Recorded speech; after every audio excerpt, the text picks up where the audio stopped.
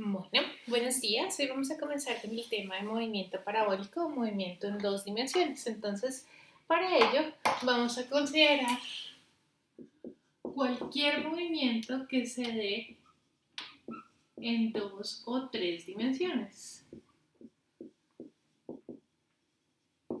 Y entonces, para ello, tenemos varios ejemplos.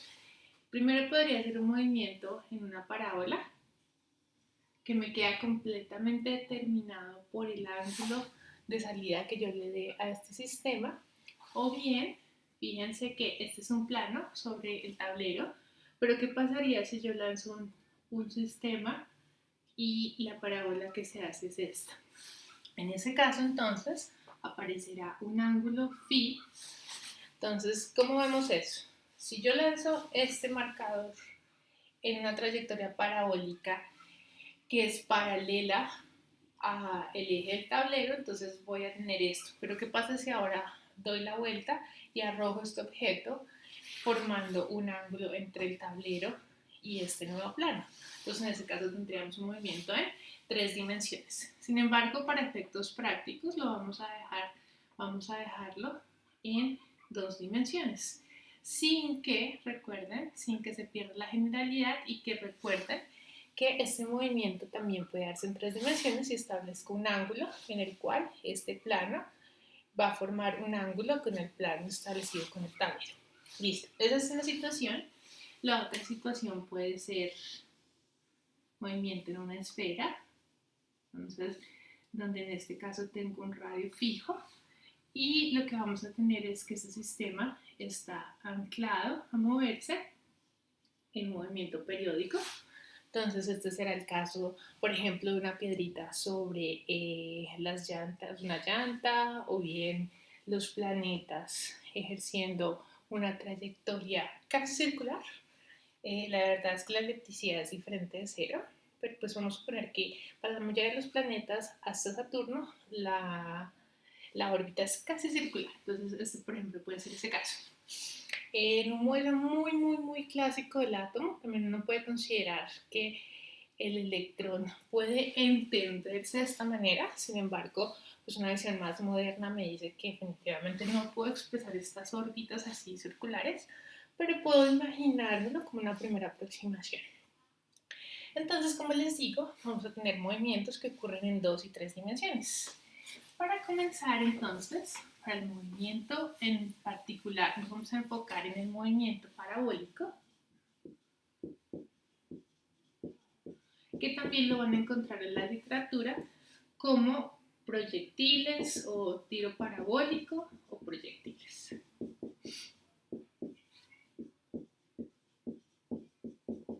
Y todos estos movimientos, este movimiento, cualquiera sea la denominación que estemos usando, tiene como base fundamental el hecho de que yo voy a tener un movimiento que se aloja en este plano, que está escrito en este plano que me define el tablero, y que va a quedar completamente descrito por dos parámetros. Entonces, ¿cuáles son esos dos parámetros? El ángulo de lanzamiento, este ángulo θ que se forma acá con la horizontal, y la velocidad de salida. Entonces, ¿qué nos interesa de este movimiento? Ver cómo se mueve un sistema en diferentes puntos si está sometido a este tipo de movimiento. ¿Y qué va a hacer que ese cuerpo esté descrito de esta manera? Pues la velocidad inicial y el ángulo de lanzamiento. Recuerden que si tenemos movimiento en tres dimensiones, entonces tengo que acá adicionar un ángulo phi, que es el ángulo entre los planos.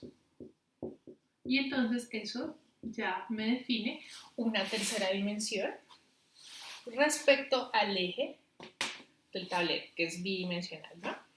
Bueno, entonces, ¿qué nos interesa de esto? Nos interesa describir movimiento como este, de tiro parabólico, y para ello entonces tenemos que describir cuáles son las componentes de ese movimiento en dos dimensiones. ¿Por qué? Porque tenemos un movimiento que por un lado ya conocemos los tipos de movimientos, conocemos movimiento con velocidad constante,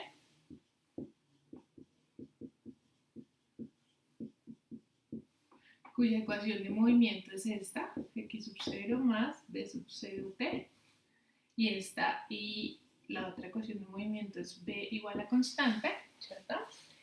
Este es, y si quieren, la aceleración acá es 0, por definición, porque la velocidad es constante, entonces no cambia en el tiempo, por lo tanto la aceleración es 0.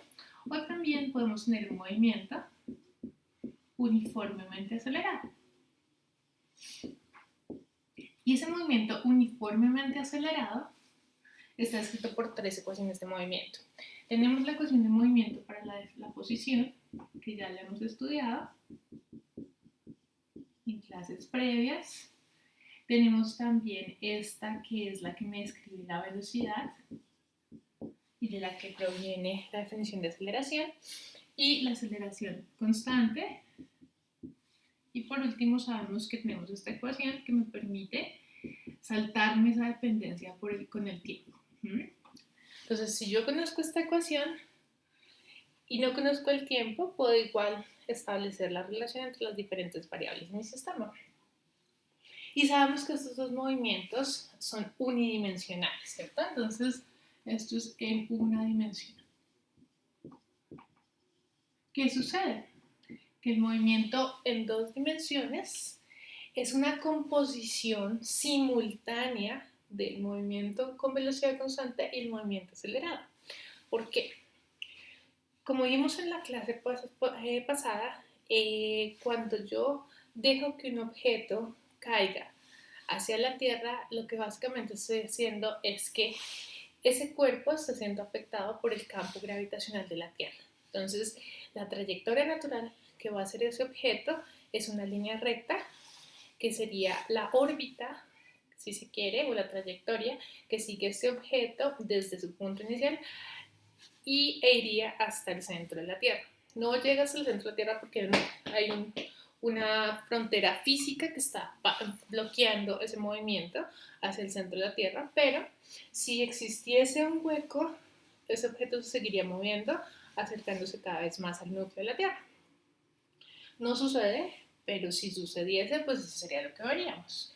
Entonces sabemos que en la dirección Y, si quieren, ocurre este tipo de movimiento, en Y, que es el movimiento que establecimos como caída libre.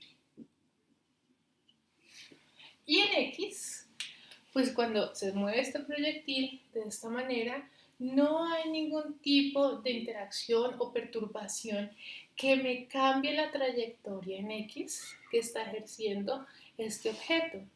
Por lo tanto, este objeto va a tener una velocidad constante en X. Su velocidad va a variar en Y, pero en X la velocidad va a ser siempre la misma. Entonces lo que yo tengo acá es que en X la velocidad es constante. ¿Bien?